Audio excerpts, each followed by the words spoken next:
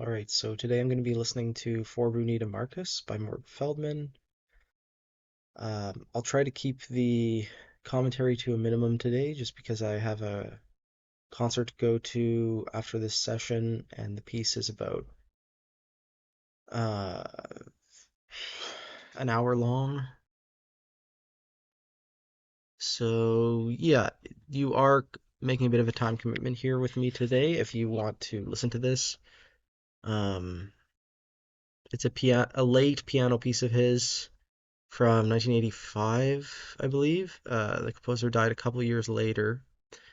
Um, and the notation looks really unique, actually. This is very different from what we saw yesterday.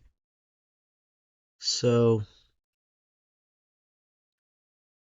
quarter equals 63 to 66, and we start the piece with like slightly shifting time signatures and mostly note values that are like a quarter note or a dotted quarter. We talked about Bunita Marcus a little bit yesterday, because I think that piece was dedicated to her. Um, I guess I could take a little bit of time to get to know her more here. Well, so she's still alive. Seems like a pretty up-to-date website. Okay, she has a really good teaching statement. I could learn from this. She lectures on her own music, on 21st century notation and orchestration. She also lectures on Morton Feldman's music, notation, performance, and compositional practices. So she's very much keeping Feldman's music alive. And most of her pieces are in the 1 to 20 minute range, and lots of stuff for two pianos and small ensembles and solo piano, some solo pieces. She has a bunch of multimedia pieces, I guess working with experimental filmmakers and doing some, yeah, some film work, some work with actress. Maybe this would be someone worth checking out. I doubt any of her scores are free though. Well, let's listen to the Feldman. Link in the video description to a recording. Um, and I'll see you in an hour. Okay, so I never really listened to this one before, and I'm glad I took the time to introduce myself to it. It has a really gorgeous ending. Like, I think the last 10 minutes of it, where we get chords, is really phenomenal. He also starts to explore the lower registers of the piano for the first time in like almost an hour.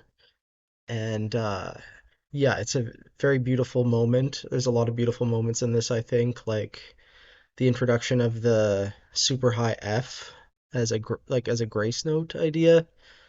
That was really like a whole register of the piano that was unexplored, and otherwise it remains unexplored. It's only ever that F that's up there. I think the main sort of characteristic thing in this piece is like this idea of exchanging hands, left, right, on like individual notes.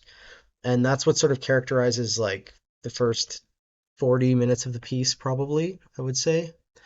And lots of like juggling of three notes and four notes with that, and pauses with that kind of idea, usually in like the upper treble register of the piano. So that stuff was all very contained, and like usually it's clustery, and then whenever he bothers to explore something else, it's really magical, and I like that. There was one thing in it that I wanted to point out that was like pretty enigmatic. And I think it says a lot. It speaks a lot to Feldman's later style. This thing.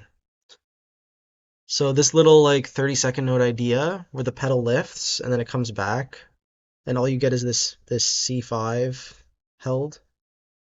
It only happens one other time in the score, and I thought for sure Feldman would end the piece with it, but he didn't. He ended it with a different idea.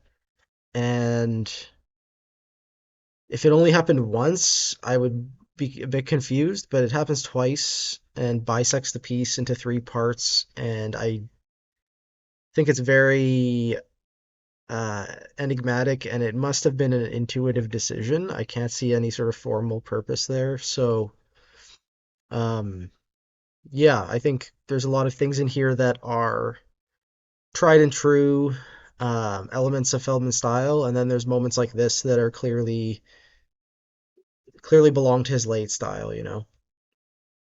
Um, yeah, I don't have much else to say. I think this is a big one. I know that Triadic Memories is sort of the big piano piece that everyone thinks of with Feldman, but I think this should be up there with it. It's a little bit shorter, but it's like almost his last piano piece, and it's very substantial. So yeah, I think this is one of the great ones. I mean, Feldman has a lot of piano pieces, so maybe I will be proven wrong later in the series. But yeah, I think this one is kind of a must listen. Next, we're going to listen to some George Crumb tomorrow on a Sunday morning, probably. His piece Processional from 1984 for piano.